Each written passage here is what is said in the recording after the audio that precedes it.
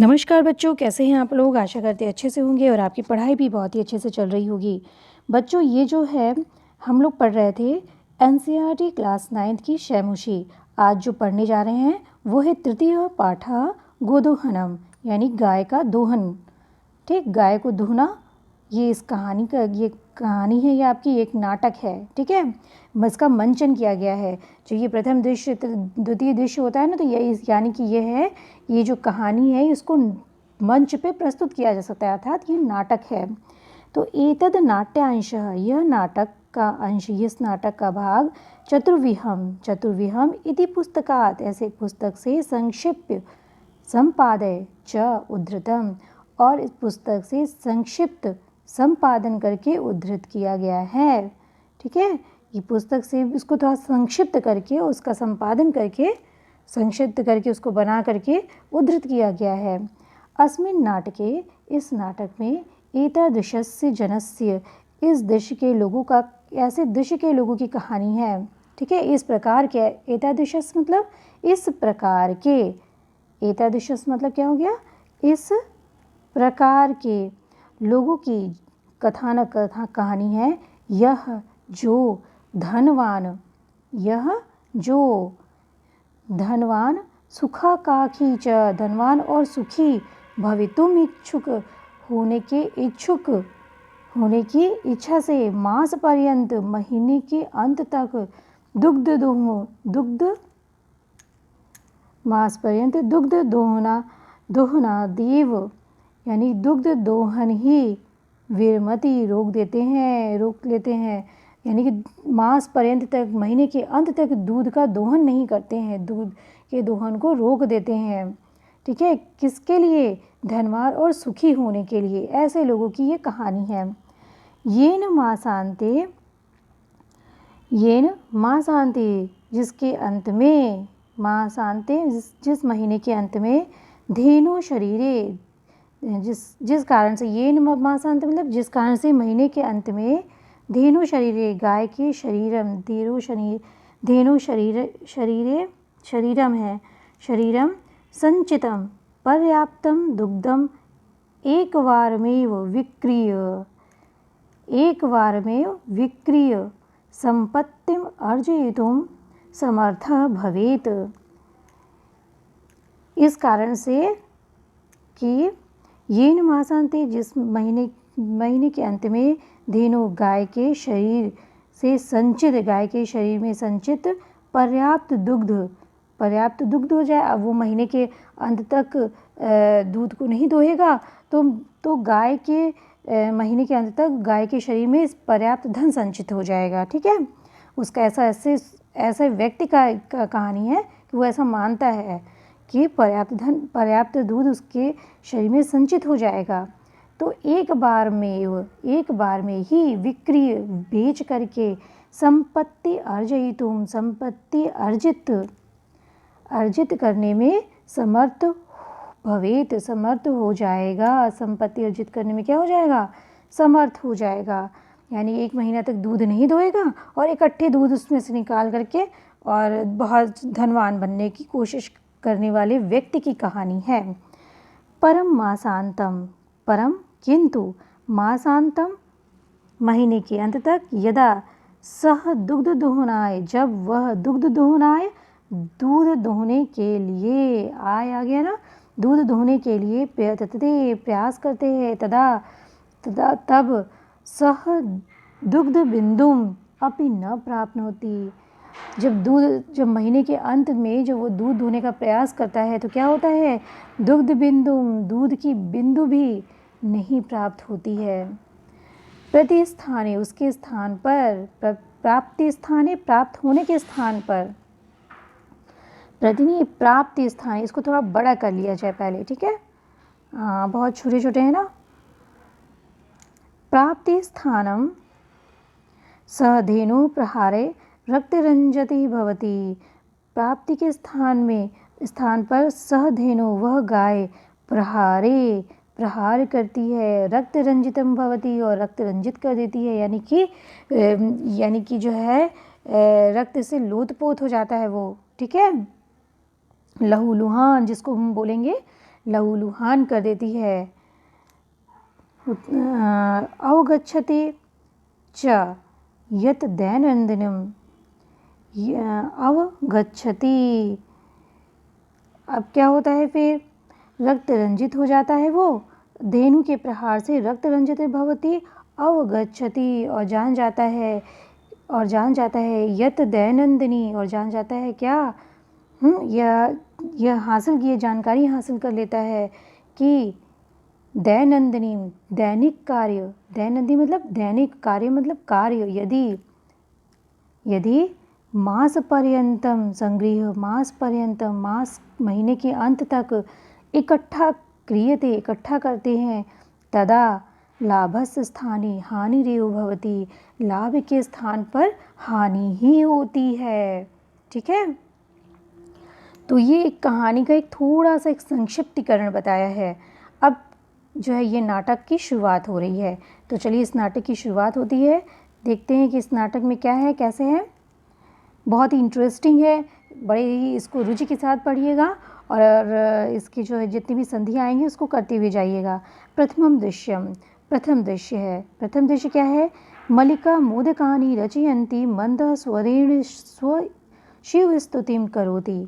मल्लिका नाम की एक है, तो मल्लिका क्या करती है,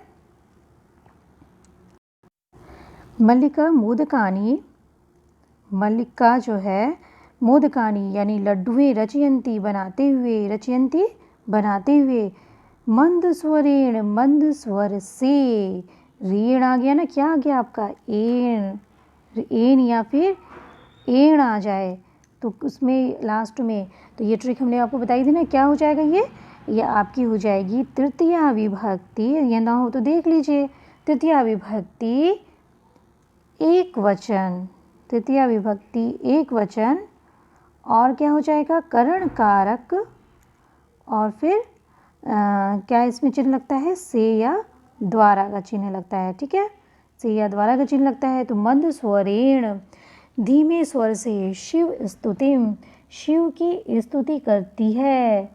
हाँ, लड्डुएं भी बना रही है और शिव की स्तुति भी करती जा रही धीमे स्वर से, लोग गुनगुनाते हैं ना, तो वो शिव की स्तुति को गुनगुना रही है। ततः तब प्रवेश करता है, मोदक गंधम, मोदक के लड्डुओं के सुगंध से अनुभव करते हुए, अनु उपसर्ग है, भू धातु है और शत्रु प्रत्यय का प्रयोग किया गया है। ठीक है, अनु भू शत्रु, इसमें किसका प्रत्यय का प्रयोग है, आपके शत्रु प्रत्यय का प्रयोग किया गया है।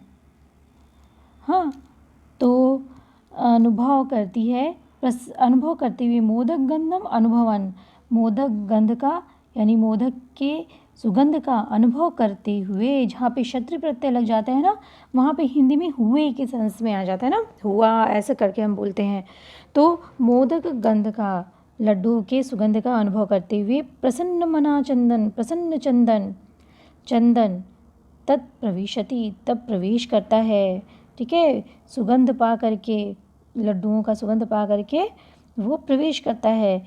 चंदना, अब दोनों की वार्तालाप दिखा रहा है कि क्या है, चंदना, आह सुगंधस्तु मनोहरः विलोक्य अये मोदकानि रचयन्ते प्रसन्न भूत्वा, आह सुगंधस्तु मनोहरा, मनोहर सुगंध है, क्या है, मनोहर सुगंध है, विलोक्य देख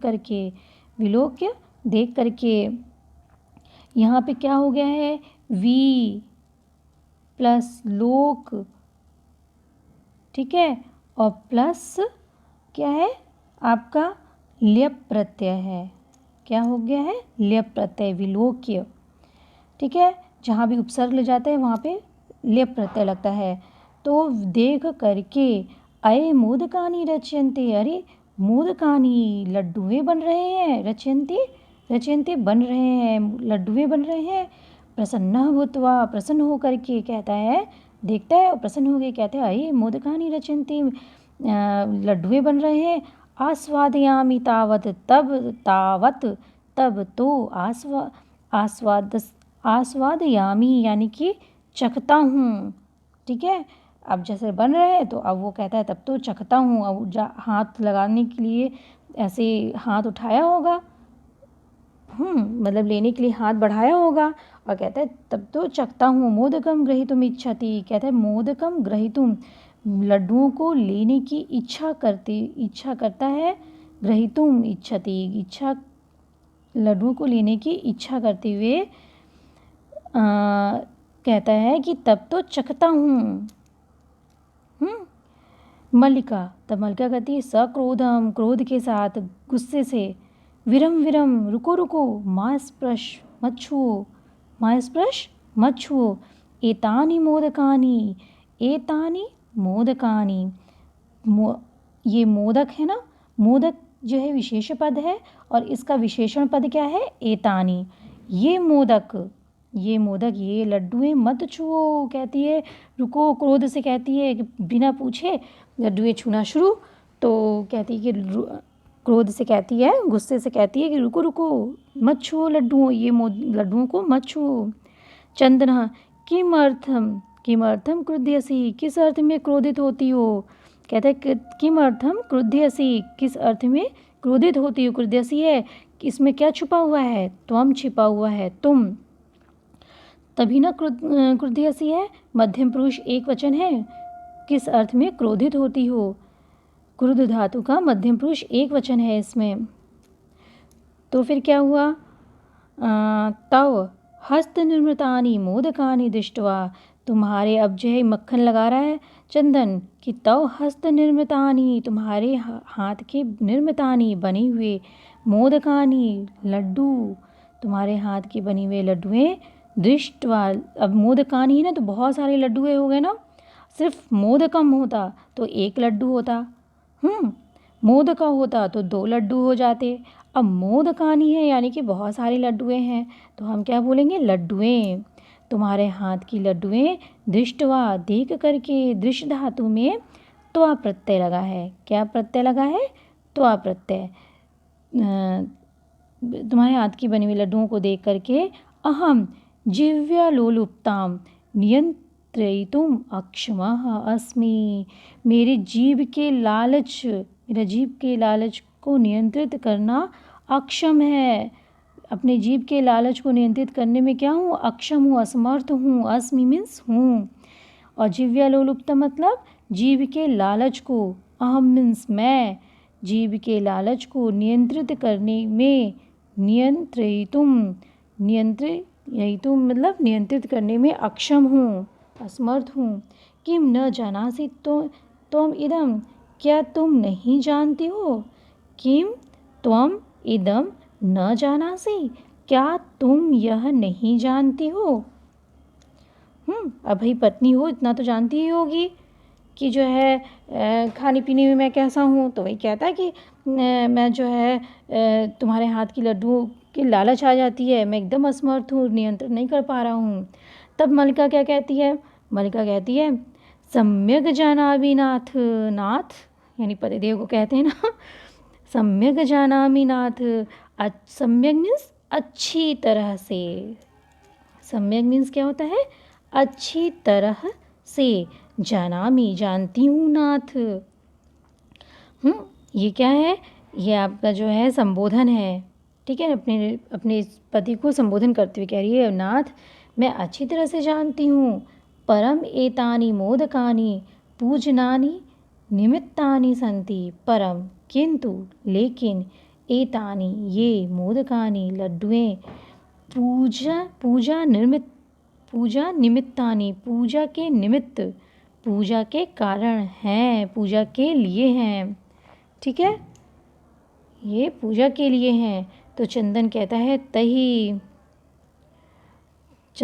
तही शीघ्रमेव पूजनम संपादय, तो तही, तो शीघ्रमेव, शीघ्र ही, शीघ्रम एव, ये क्या है, इसमें वर्ण संयोग हुआ है। शीघ्रम एव को जब आप करेंगे ना, शीघ्रम एव, अब कहाँ करूँ, यहाँ पे तो जगह ही नहीं है, यहाँ कर लेते हैं शीघ्रम, ये शीघ्रम हो गया।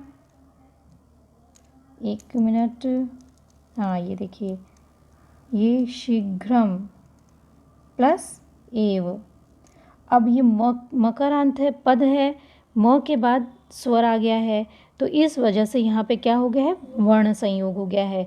यदि म के बाद कोई व्यंजन होता तो यहाँ पे कौन सी संधि हो जाती, मनुस्वारा संधि हो जाती। ठीक है, तो यहाँ पे स्वर आ जाने के कारण वर्ण संयोग हो गया है, ये ए जा कर के इसमें शीघ्रम में म में मिल गया है, तो क्या बन गया, शीघ्रमेव। तो क्या हो गया, शीघ्रमेव। कहता है शीघ्रमेव, शीघ्र ही पूजनम संपदाय, संपादय, पूजन को संपन्न करो। तो शीघ्र ही पूजन को संपन्न करो, पूजा करो। प्रसादम च देहि, और प्रसाद को दो। हाँ, किसी रूप में तो मिलेगा लड्डू, तो प्रसाद को दो। अक्सर घरों में भी होता है ना, जो लोग जैसे जो बच्चे हैं और जो वैसे होते हैं, जेंट्स होते हैं, पूजा नहीं करते हैं, तो प्रसाद के लिए जो है, जैसे लेडीज़ पूजा करती हैं तो प्रसाद के लिए खड़े रहते हैं, जैसे कोई भी फेस्टिवल हो या जन्माष्टमी, मैक्सिमम लोग होते हैं ऐसे। तो वैसी प्रकार का चंदन भी है। मल्लिका, भो अत्र पूजनम न भविष्यति, भो हे अत्र पूजनम न भविष्यति। ओह, कहती है भो अत्र, यहाँ पूजनम न भविष्यति, यहाँ पूजा नहीं होगी। कहते हैं ना, संबोधन कर कहते ओह, अरे तो कहती है अरे यहाँ पूजा नहीं होगी। अहम स्वसखिभिः सह श्वः प्रातः काशी विश्वनाथ मंदिरम प्रति गमिष्यामि। काशी विश्वनाथ मंदिर कहाँ पर है, वाराणसी में है। तो कहती है कि अहम, मैं, स्वसखी भी, अपनी सखियों के साथ, सह साथ, स्वसखी भी में क्या है, तृतीय विभक्ति है। कौन सी विभक्ति है, करण कारक है, ये तृतीय विभक्ति बहुवचन है यहाँ पे, और करण कारक है। चिन्ह क्या लगता है, से और द्वारा का चिन्ह लगता है। ठीक है, से और द्वारा का चिन्ह लगता है। और एक चीज़ तो ये हो गई सखी भी में, और दूसरी चीज़ ये याद रखिए हमेशा कि जब भी सह आएगा तो उसके साथ में जो पद होगा उसमें हमेशा तृतीय विभक्ति होगी। सह के साथ हमेशा तृतीय विभक्ति का प्रयोग होगा उसके पद में, उसके साथ आने वाले पद में। तो अहम स्वसखी भी सह, मैं अपनी सखियों के साथ, श्वः कल, यानी कि आने वाला कल, आने वाले कल को हम बोलते हैं श्वः, और यह बोलते हैं बीते वाले कल को। ठीक है, यह बोलते हैं बीते वाले कल को, स्व बोलते हैं आने वाले कल को। तो अपने सखियों के साथ कल प्रातः काशी विश्वनाथ मंदिर, काशी विश्वनाथ मंदिर प्रतिगमिष्यति, की ओर, प्रति मीन्स की ओर, गमिष्यामि जाऊंगी। ठीक है, गमिष्यामि जाऊंगी। तत्र गंगा स्नानम धर्म यात्रांच, अब ये क्या है, धर्म यात्रांच वयम करिष्यामः, धर्म यात्रांच वयम करिष्यामः है, वहाँ गंगा स्नान, ये क्या है, धर्म यात्राम च, ये क्या है बच्चों, इसको जब आप विच्छेद करेंगे तो क्या बन जाएगा, धर्म यात्राम च, और गंगा स्नान और धर्म यात्रा वयम करिष्यामः, हम लोग करेंगे। बच्चों इसमें संधि कौन सी हुई है, धर्म यात्राम च। जब भी आप देखिए इस ढंग से, ये बीच में क्या है कि आपका पंचम वर्ण आया है, तो इसमें कौन सी संधि हो गई है, इसमें बच्चों ये है व्यंजन संधि। ठीक है, कौन संधि है, व्यंजन संधि है। और व्यंजन संधि में जानते हैं ऐसे क्या होता है कि जैसे कि अनुस्वार, अनुस्वार पर वर्ण का पंचम वर्ण हो जाता है। अनुस्वार आ जाए तो उसके पर वर्ण का क्या हो जाता है, पंचम वर्ण हो जाता है। चलिए इस संधि को हम लोग पहले समझ लेते हैं। ठीक है, इस संधि को हम लोग क्या करते हैं, समझ लेते हैं। थोड़ा सा इसको पेज मिल जाए। हाँ, देखिए जब भी अनुस्वार होता है, अनुस्वार, एक मिनट थोड़ा सा हाँ, अनुस्वार परवर्ण का पंचम वर्ण, परवर्ण का पंचम वर्ण, ये याद रखिए, पंचम वर्ण हो जाता है। परवर्ण का क्या हो जाता है, पंचम वर्ण हो जाता है। थोड़ा सा पेन ठीक से ना चलने के कारण ऐसी राइटिंग आ रही है, इसको अवॉइड करिएगा आप लोग। बस ये देखिए कि इसमें होता कैसे ये नियम है, ठीक है। तो अनुस्वार पर वर्ण का पंचम वर्ण हो जाता है। कैसे हो जाता है, देखिए, अपदांत अनुस्वार आए, जब पद के अंत में अनुस्वार आए, अपदांत अनुस्वार, ठीक है, ऐसे लिख देती हूँ, समझ जाइएगा। अपदांत अनुस्वार प्लस व्यंजन आएगा, क्या आ जाए, प्लस व्यंजन आ जाए, तब ये क्या हो जाएगा, पर वर्ण का पंचम वर्ण बन जाता है। ये जो पर वर्ण रहेगा उसका क्या हो जाएगा, वो पंचम वर्ण में बदल जाता है। क्या बन जाता है, पंचम वर्ण में। ये जो अनुस्वार रहेगा ये पंचम वर्ण में बदल जाएगा। तो हम लोग पहले देख लेते हैं कैसे। जैसे मान लीजिए कि गंगा है, ठीक है, गम धन, ये गम है ना, गम धन गा, ऐसे कर लीजिए, गम धन गा। तो ये गम के ऊपर ये पदांत अनुस्वार है, पद के अंत में अपदांत अनुस्वार है ना, ये देखिए ग में अ है और ये जो है इसमें अनुस्वार है ऊपर। तो ये अनुस्वार और बाद में क्या आ गया है, व्यंजन आ गया है। तो ये जो पर वर्ण है, पर वर्ण का पंचम वर्ण हो जाएगा, इस अनुस्वार का पंचम वर्ण हो जाएगा। क्या बन जाएगा यहाँ पे, अब ग है, अब इसी वर्ग का आएगा तो क ख ग घ अंग, इस ग वर्ग में क्या होता है, इसका पंचम वर्ण अंग।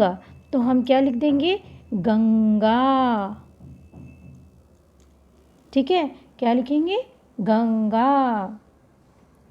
अब क्या है, जैसे कि अब मान लीजिए कि है चंपक, ठीक, मान लीजिए है चंपक, तो इसका विच्छेद क्या होगा, चम धन पक, इसका विच्छेद क्या हो जाएगा, चम धन पग, पक। तो अब ये क्या है कि देखिए ये अनुस्वार है और आगे इसके व्यंजन आ गया है, तो अब इसी वर्ण का क्या हो जाएगा, पंचम वर्ण हो जाएगा। इस अनुस्वार के स्थान पर इसी वर्ण का पंचम हो जाएगा। तो पंचम वर्ण क्या है, म है, प फ ब भ म ही आता है ना पंचम वर्ण, तो म हो जाएगा, ठीक है। अब ये देखिए मान लीजिए लिख रहे हैं कि किंचन, किंचन, किंचन, तो किंचन कैसे लिखेंगे, तो ये देखिए च आया ना, अब इसका विच्छेद करना है तो क्या करेंगे हम, किम, क्या करेंगे, किम धन चन। अब ये देखिए ये व्यंजन है और ये ऊपर अनुस्वार आ गया, तो जब हम इसकी संधि करेंगे तो इसी च वर्ण का पंचम वर्ण आ जाएगा यहाँ पे इस अनुस्वार के स्थान पे। तो क्या बन जाएगा, इया, क्या बनता है ये, इया। तो ये अनुस्वार हो जाएगा किंचन, ये अनुस्वार इया में परिवर्तित हो जाएगा। और यही उदाहरण, इसी प्रकार का उदाहरण है वो आपका धर्मांश में, ठीक है, देख लिए। हाँ ये देखिए,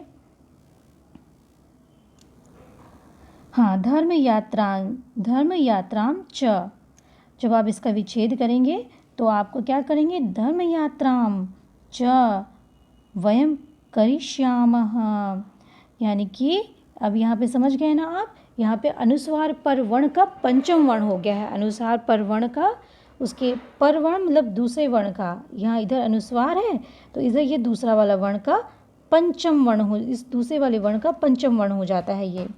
तो धर्म यात्रांच वयम करिष्यामः, ठीक। तो वहाँ गंगा स्नान और धर्म यात्रा हम लोग करेंगे, धर्म यात्रा हम लोग करेंगे। मल्लिका, आम, हनी, ये छूट गया, चंदन, चंदन कहता है सखी भी सह, सखियों के साथ, तो न मया सह, मेरे साथ नहीं।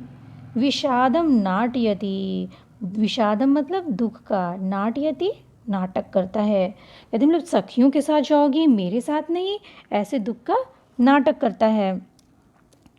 तो फिर मल्लिका कहती है, भाई इन लोग में आपस में वार्तालाप हो रही है।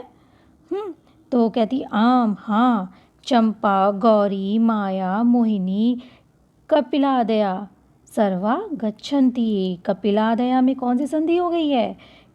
कपिला प्लस आदि, कपिला प्लस आदि। यहाँ पे आपकी देखिए दीर्घ आ गया ना, कपिला प्लस आदि, ये हो गई है आपकी दीर्घ संधि। कौन सी संधि? दीर्घ संधि। कपिलादय, ये हो गई आपकी दीर्घ संधि। ठीक है।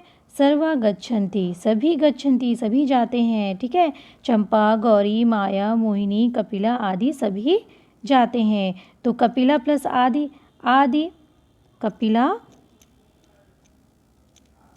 प्लस आदि, तो ये इसका आ और इसका आ दोनों मिलके क्या बन गया? आ बन गया। दोनों मिलके आ बन गया। जहाँ पे ये दो सवर्ण मिलके दीर्घ हो गए तो ये हो गया दीर्घ संधि। दीर्घ संधि का सूत्र क्या होता है? अकः सवर्णे दीर्घः। अतः मया सह तवागमनस्य, हाँ कहते हैं अतः मया सह तवागमनस्य औचित्यं नास्ति। अतः मेरे साथ, मया में क्या है? तृतीया बहुवचन का, तृतीया एक वचन का प्रयोग किया गया है।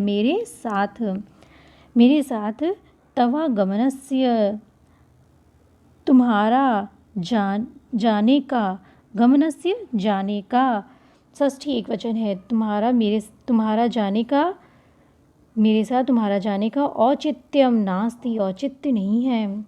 वयम सप्ताहांते, हम लोग सप्ताह के अंत में, इसमें सप्तमी विभक्ति एक वचन का प्रयोग किया गया है। सप्ताह के अंत में प्रत्यागमिष्यामः, वापस जाएंगे, वापस हम लोग जाएंगे। ठीक है। हम वापस, क्या रही है कि हम होकर के आते हैं, तो सप्ताह के अंत में हम लोग जाएंगे। तावत, सॉरी, एक मिनट, ये कह रही है कि वयम, हम लोग सप्ताहांते, सप्ताह के अंत में प्रत्यागमिष्यात, प्रत्यय मतलब वापस आना होता है ना, वापस आ जाएंगे। इसके लिए मैं क्षमा चाहूँगी, मैंने उसको कुछ और समझा। प्रत्यागमिष्यामः मतलब प्रतिदिन आगमिष्यामः, इसमें कौन सी संधि हुई है? देखिए प्रति प्लस आगमिष्यामः, तो इसमें जो हुआ है बच्चों, ये ई है ना और ये आ है, तो ये ई य में परिवर्तित हो गया है। ई किस में बदल गया है? य में बदल गया है। ई के बाद जब ये कौन सी संधि हो गई है? ये आपकी संधि हो गई है यण संधि। ठीक है। अब आपकी ई के बाद कौन सा स्वर मतलब ई के बाद आपका इससे असमान स्वर आ रहा है, तो ई य में बदल गया है। ये संधि हो गई इकोयर्ची सूत्र है, यण संधि है। ठीक है। तो ये हो गया वापस, आगमिष्यामि मतलब आ जाऊंगी। इसमें कौन सा लकार है? लृट लकार है। इसमें कौन सा लकार है? लृट लकार है। और प्रत्यागमिष्यामः मतलब आ जाऊंगी। ठीक है। वयम सप्ताहांते, सप्ताह के अंत में हम लोग आ जाएंगे। तावत, तब तक, गृहम व्यवस्थाम, घर की व्यवस्था, धेनु गाय, घर की व्यवस्था, धेनु दुग्ध दोहन व्यवस्थाम च। अब ये देखिए यहाँ भी आ गया आपका अनुस्वार, परवर्ण का पंचम वर्ण अनुस्वार है, अनुस्वार आएगा और उसका परवर्ण का पंचम वर्ण हो गया है, च का पंचम वर्ण हो गया है यहाँ पे। हाँ, व्यवस्थाम च, परिपालय, धेनु की, गाय के दूध दोहने की व्यवस्था, और गाय के दूध दोहने की व्यवस्था का परिपालन करो, मतलब उसकी व्यवस्था करो। तब तक उसकी व्यवस्था का परिपालन करो, यानी पालन करो या व्यवस्था करो। ठीक। तो इतना वो समझा देती है उसको। फिर उसके बाद क्या होता है? उसके बाद द्वितीय दृश्य आ जाता है। एक दृश्य ख़त्म होता है, फिर दूसरा दृश्य आ जाता है। दूसरे दृश्य में वो चली जाती है, मल्लिका अपनी सखियों के साथ चली जाती है। अब चंदन का दृश्य आया है। चंदन अस्तु कहता है, अस्तु गच्छ सखिभिः सह, कहते हैं अच्छा गच्छ जाओ सखिभिः सह सखियों के साथ धर्म यात्रा आनंदिता च भव। अभी गई नहीं है, अभी तो जो है उसको जो है विदा कर रहा है। कहता है सखी के साथ सखियों के साथ जाओ और धर्म यात्रा आनंदिता च भव। धर्म की यात्रा आनंद पूर्वक हो। धर्म की यात्रा तुम्हारी आनंद पूर्वक हो। अहम सर्वमपि परिपालयिष्यामि शिवास्ते सन्तु पंथानः। अहम सर्वमपि, मैं सर्वमपि सब कुछ भी, परिपालयिष्यामि परिपालन करूँगा, मतलब सब कुछ देख लूँगा, सारी व्यवस्था देख लूँगा, सबका परिपालन करूँगा। शिवास्ते सन्तु पंथानः, पंथानः मतलब मार्ग होता है। कहते हैं ना कि बेस्ट ऑफ लक, इंग्लिश में बोलते हैं, कहते हैं आपका भी रास्ता, आपकी यात्रा मंगलमय हो, तो उसी को बोल रहे हैं। शिवास्ते मतलब मंगलमय, संतु मतलब हो, तो पंथान मीन्स रास्ता, आपका रास्ता मंगलमय हो। चंदनः मल्लिका तु धर्म यात्राए गता, धर्म की यात्रा के लिए गता गई। अस्तु अच्छा दुग्धदोहनं कृत्वा दूध दोह करके ततः स्वप्रातराशस्य प्रबंधम करिष्यामि। दूध दो करके तब स्वप्रातराशस्य अपने नाश्ते का, प्रातराशस मतलब नाश्ते का, प्रबंध करिष्यामि करूँगा। लृट लकार का प्रयोग किया गया है। स्त्री वेशम धृत्वा, अब थोड़ा सा अपने आप को इंजॉय के साथ कार्य कर रहा है, तो क्या करता है, स्त्री का वेश धारण कर लेता है, मतलब अपनी पत्नी का वेश धारण कर लेता है। दुग्ध पात्र हस्तः, दूध का पात्र हाथ में लेते हुए स्त्री का वेश धारण करके नंदिन्याः समीपम गच्छति, नंदिनी के समीप जाता है। अब हमेशा नंदिनी दूध दोती होगी तो स्त्री का वेश धारण कर लेता है, उसके समीप जाता है ताकि नंदिनी उससे गुस्साए ना। हाँ, तो होता है ना अक्सर जो गाय लगाते हैं वही गाय को लगा पाते हैं, तो ये भी सोच कर कि वो स्त्री का वेश धारण कर लिया होगा। उमा आती है, मातुलानी मामी मातुलानी कहती माँ, उसको साड़ी पहनी रहती है तो मामी समझती है, तो मातुलानी मामी करके आती है। चंद्रहा उमा कहता है उमा अहम तो मातुला, मैं तो मामा हूँ। तव मातुलानी तो गंगा स्नार्थम काशी गतामस्ति, काशी गई है। तव मातुलानी तुम्हारी माता तो, तुम्हारी मतलब माता नहीं मामी, तुम्हारी मामी तो गंगा स्नानार्थम, तुम्हारी मामी तो गंगा के स्नान के लिए काशी गता अस्ति, काशी गई है। स्नानार्थम, इसमें कौन सी विभक्ति हो गई है, तो इसमें चतुर्थी विभक्ति है। आर्थ आ गया ना, आर्थ, इसमें के लिए आ गया ना, के लिए का सेंस है, तो इसमें कौन सी विभक्ति हो गई है, चतुर्थी विभक्ति है। आपकी विभक्ति है चतुर्थी विभक्ति है। और संप्रदान कारक हो गया, और कौन सा वचन है, एक वचन का प्रयोग किया गया है। और चिन्ह क्या लगता है, चिन्ह ये लगता है आपका के लिए, ठीक है। तो गंगा स्नान के लिए काशी गई है। कथय कहो, किम ते प्रियम करवाणी, क्या तुम्हारे लिए प्रिय करूं। हाँ, कहता है क्या तुम्हारे लिए प्रिय करूं। कहो उमा कहती मातुल पितामह कथयति, कहती मातुल मामा, पितामह दादा कहते हैं। मासांतरम, महीने के अंत, अस्मत् गृहे महोत्सव भविष्यति, हमारे घर में महोत्सव भविष्यति होगा, हमारे घर में महोत्सव होगा। तत्र त्रिशत, कहती है त्रिशत सेटकम इतम दुग्धम अपेक्षते, वहाँ 300 मतलब 300, सेटकम लीटर, 300 लीटर दूध अपेक्षते, अपेक्षा की गई है, दूध की आवश्यकता होगी, या दूध की अपेक्षा होगी। ऐसा व्यवस्था भवद्भिः करणीया, ऐसी व्यवस्था भवद्भिः आपके द्वारा करनी है। चंदनः प्रसन्न मन से 300 सेटक परिमितम दुग्धम। तो कहती 300 सेटकम, तो कि 300 लीटर परिमाण का दूध, मतलब 300 लीटर माप में दूध। शोभनम, अच्छा, कहते शोभनम, बढ़िया। दुग्ध व्यवस्था भविष्यति, दूध की व्यवस्था हो भविष्यति होगी। एव इति पितामह प्रति त्वया वक्तव्यम। एव इति होगी, यही, एव इति यही, पितामह अपने दादा से, त्वया वक्तव्यम तुम्हें कहना है, दूध की व्यवस्था हो जाएगी, अपनी दादा से कह दो। कहने का मतलब है अपनी दादा से कह दो। तो उमा कहती है धन्यवाद मातुल, धन्यवाद मातुल मामा। यामि अधुना, अब ये क्या है, यामि अधुना। अब इसमें भी कौन सी संधि हो गई है, इसमें भी आपकी संधि हो गई है यड़ संधि। क्या होता है, यामि अधुना प्लस अधुना, यामि प्लस अधुना, ठीक है। तो ई, इसमें का ई और इसमें का अ, ई के बाद अ आ जाने के कारण ई किस में बदल गया, य में बदल गया। तो क्या हो गया, ई य में बदल जाने के कारण याम्य, ठीक, याम्य धुना। तो इसमें ये कौन सी संधि हो गई, यड़ संधि। और यड़ संधि होने के कारण कौन सा सूत्र हो गया, इको यर्ची। तो याम्य अधुना, यामी मतलब जाना, अधुना मतलब अब जाती हूँ, सा निर्गता, वह निकल जाती है।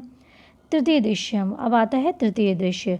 तृतीय दृश्य बच्चों पढ़ेंगे हम लोग अगले वीडियो में, ठीक है। और अच्छे से इसके व्याकरण और उसको, इसके शब्दार्थों को करते हुए, तब तक आप लोग इसके प्रथम और द्वितीय अंश को इसको दोहरा लीजिए, इसके जितने भी व्याकरण हैं उसको कर लीजिए, और अच्छे से हम लोग इसको आगे की वीडियो में समझेंगे, नहीं तो बहुत ही बड़ा वीडियो हो जाएगा, तो आप भी बोर हो जाएंगे। तो चलिए फिर इसके अगले अंक को, अगले दृश्य को हम लोग करते हैं अगले वीडियो में। मिलते हैं अगले वीडियो में आपसे, और तब तक के लिए हम आपसे जो है विदा लेंगे। ये वीडियो अंत में ज़रूर आपसे ये कहेंगे कि यदि क्लास आपको अच्छी लग रही हो तो उसको लाइक ज़रूर किया करिए, और अपने दोस्तों को भी शेयर कर दिया करिए ताकि वो भी इसका लाभ उठा सकें। और अभी तक आपने सब्सक्राइब नहीं किया है बच्चों तो इसको सब्सक्राइब कर दीजिए। और हमेशा, सबसे महत्वपूर्ण है, हमेशा हंसते रहिए, मुस्कुराते रहिए।